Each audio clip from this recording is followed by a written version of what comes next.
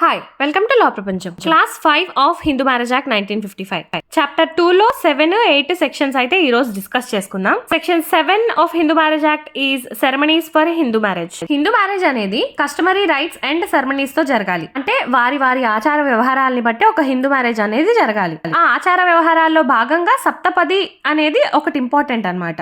సప్తపది అని అంటే ఏంటి అనేది మనందరికీ తెలుసు. సప్తపదిలోని 7th స్టెప్ కంప్లీట్ అయిన తర్వాత మ్యారేజ్ అనేది కంప్లీట్ అవుతుందని ఈ సెక్షన్ అయితే మనకు చెప్తుంది. అయితే కొంతమందికి సప్తపది అనేది ఉండదు కదండి ఆచారంగా, అంటే వారి వారి ఆచార వ్యవహారాలని బట్టి మ్యారేజ్ జరగాలి. అలా జరిగినా కూడా అది హిందూ మ్యారేజ్ కింద కన్సిడర్ చేస్తారు. And section 8 is registration of Hindu marriage. Hindu marriage act 1955 ప్రకారం కనుక మ్యారేజ్ చేసుకున్నట్లయితే registration is not compulsory.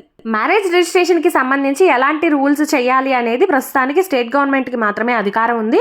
State గవర్నమెంటే మనకి మెన్షన్ చేసింది ఇలా దీని ప్రకారం జరగాలి రిజిస్ట్రేషన్ అనేది అని.